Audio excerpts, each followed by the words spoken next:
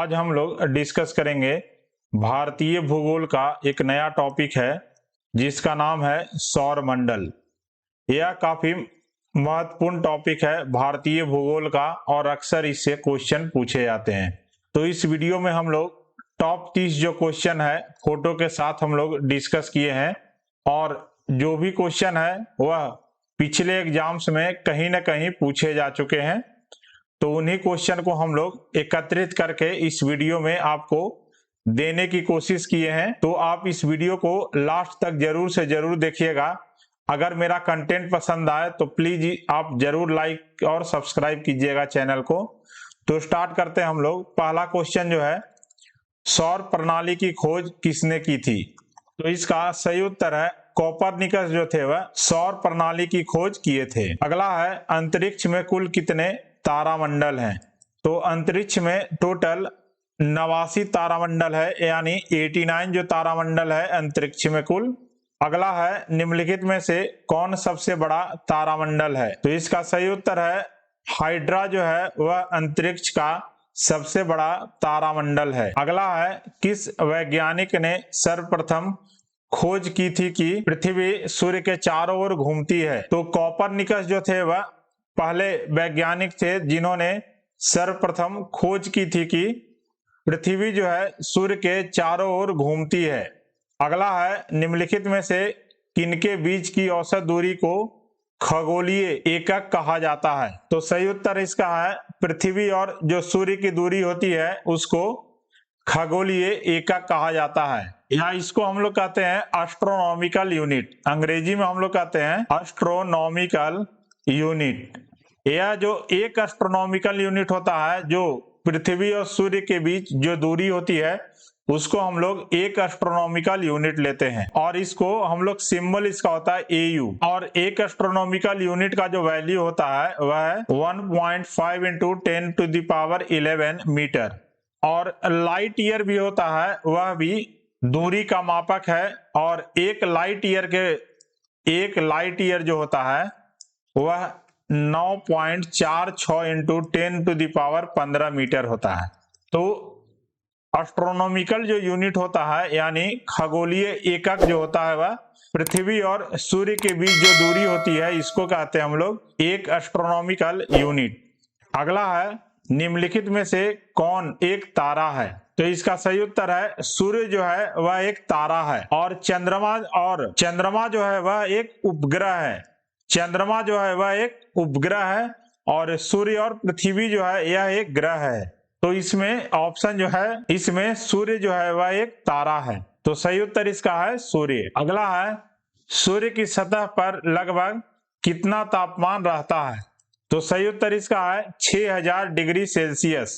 सूर्य के सतह पर जो तापमान रहता है वह है 6000 डिग्री सेल्सियस। अगला है 8वां नंबर क्वेश्चन, सूर्य की सतह पर हाइड्रोजन के अलावा दूसरा कौन सा तत्व बहुतायत में पाया जाता है? इसका सही उत्तर है हीलियम जो है वह हाइड्रोजन के अलावा सूर्य की सतह पर सबसे ज्यादा पाया जाता है। और जो सूर्य का सतह होता है इस पर परमाणु संलयन, इस पर क्या होता है? परमाणु संलयन की प्रक्रिया होती है जिसमें हाइड्रोजन जो है यह हीलियम में कन्वर्ट होता है। तो इसके कारण ही सूर्य की सतह पर हाइड्रोजन के अलावा सबसे ज्यादा हीलियम पाया जाता है। अगला है, सूर्य के प्रकाश को पृथ्वी तक पहुंचने में कितना समय लगता है? सही उत्तर इसका है 8 मिनट 14 सेकंड का समय लगता है सूर्य के प्रकाश को पृथ्वी तक पहुंचने में। अगला है, कौन सा ग्रह सूर्य के सबसे नजदीक है? तो सही उत्तर है बुध जो ग्रह है वह सूर्य के सबसे नजदीक है।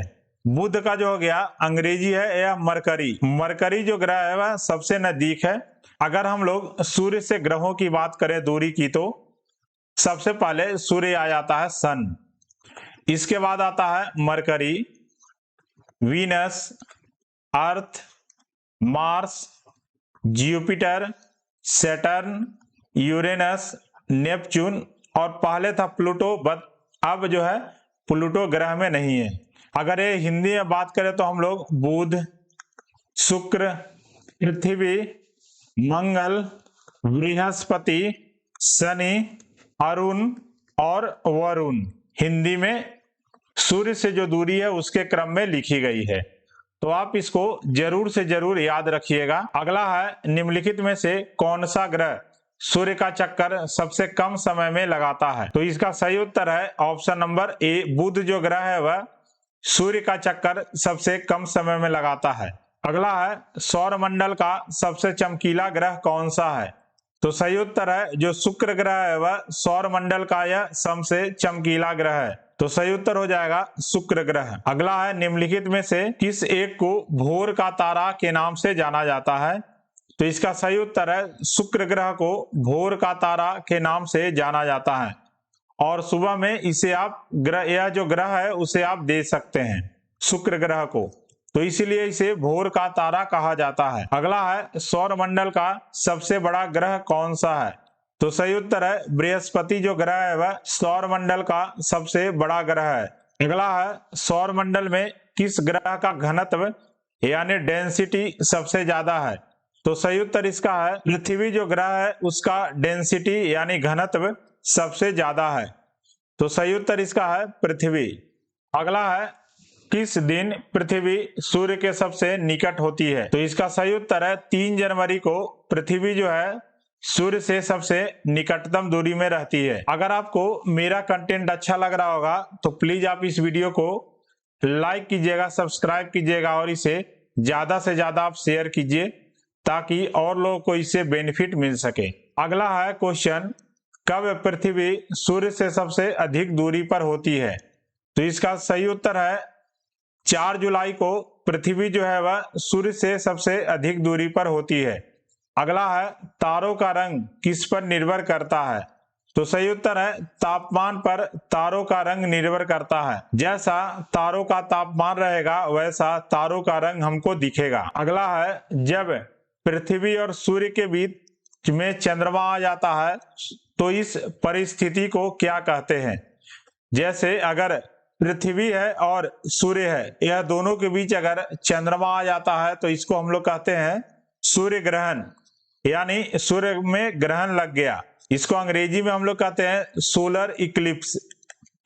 अगर जो चंद्रमा है वह पृथ्वी और सूर्य के बीच आ जाती है तो इसको हम लोग कहते हैं सूर्य ग्रहण। इसको याद रखने के लिए है सन, मून, अर्थ। अगला है, जब सूर्य और चंद्रमा के बीच में पृथ्वी आ जाता है तो इस स्थिति को क्या कहा जाता है? तो इसे हम लोग चंद्र ग्रहण के नाम से जानते हैं या ल्यूनर इक्लिप्स के नाम से जानते हैं। अगर सूर्य जो है और चंद्रमा के बीच, दोनों के बीच पृथ्वी अगर आ जाता है तो इस परिस्थिति को हम लोग कहते हैं चंद्र ग्रहण, यानी चंद्रमा में ग्रहण लग गया। अगला है, ब्रह्मांड के अध्ययन को क्या कहा जाता है? तो सही उत्तर इसका है कॉस्मोलॉजी। ब्रह्मांड का जो अध्ययन करते हैं उसको हम लोग कहते हैं कॉस्मोलॉजी। अगला है, सौर मंडल के किस ग्रह के पास सबसे ज्यादा उपग्रह हैं? तो सही उत्तर है इसका बृहस्पति ग्रह के पास अब सबसे ज्यादा उपग्रह हैं। इससे पहले शनि ग्रह जो था इसके पास सबसे ज्यादा उपग्रह थे, बट हाल ही में 12 जो उपग्रह हैं यह नए खोजे गए हैं बृहस्पति ग्रह के। इसके बाद बृहस्पति ग्रह का जो उपग्रह है वह बढ़कर 92 हो गया है और अभी वर्तमान में बृहस्पति ग्रह के पास सबसे ज्यादा उपग्रह हैं। अगला है, अपने अक्ष पर पृथ्वी एक चक्कर कितने समय में पूरा करती है? तो सही उत्तर इसका है 23 घंटे 56 मिनट 4 सेकेंड। अपने अक्ष पर जो है पृथ्वी एक चक्कर पूरा करने में लगाती है 23 घंटे 56 मिनट और 4 सेकेंड। अगला क्वेश्चन है, यह किसने सर्वप्रथम प्रतिपादित किया कि सूर्य हमारे सौर मंडल का केंद्र है और पृथ्वी उसकी परिक्रमा करती है? तो इसका सही उत्तर है कोपरनिकस ने, जो वैज्ञानिक थे वह सबसे पहले यह बताए थे कि सूर्य जो है सौर मंडल का एक केंद्र है और इसके चारों तरफ जो है पृथ्वी इसकी परिक्रमा करती है। तो सही उत्तर है इसका कोपरनिकस। अगला है, पृथ्वी अपनी कक्षा में किस दिशा में घूमती है? तो सही उत्तर इसका है पृथ्वी अपनी कक्षा में पश्चिम से पूरब की ओर यह घूमती है। तो इसका सही उत्तर है पश्चिम से पूर्व। अगला है, किस ग्रह को नीला ग्रह भी कहते हैं? तो पृथ्वी को हम लोग नीला ग्रह कहते हैं। तो सही उत्तर इसका है पृथ्वी। और इसे नीला क्यों कहते हैं? क्योंकि दूर से देखने में इसका रंग नीला लगता है, यहाँ समुद्र के कारण इसका रंग जो है नीला लगता है, इसीलिए हम इसे नीला ग्रह भी कहते हैं। अगला है, निम्न में से किसने पहली बार कहा कि पृथ्वी गोल है? तो सही उत्तर है अरिस्टोटल। अरिस्टोटल जो है वह पहली बार कहे थे कि पृथ्वी गोल है। अगला क्वेश्चन, कौन सा ग्रह हरे प्रकाश को उत्सर्जित करता है? इसका सही उत्तर है वरुण जो ग्रह है वह हरे प्रकाश को उत्सर्जित करता है। इसको अंग्रेजी में हम लोग कहते हैं नेपच्यून प्लैनेट। तो सही उत्तर इसका है वरुण ग्रह। अगला है, चंद्र ग्रहण किस दिन लगता है? तो सही उत्तर है पूर्णिमा के दिन चंद्र ग्रहण लगता है।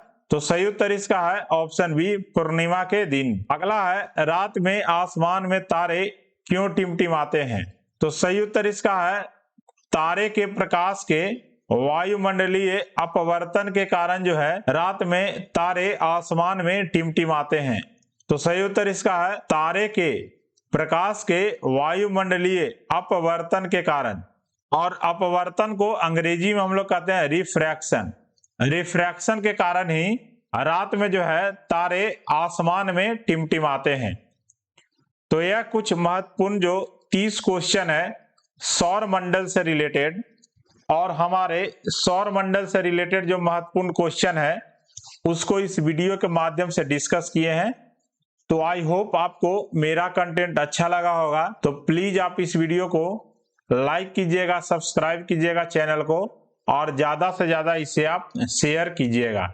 जय हिंद, जय भारत।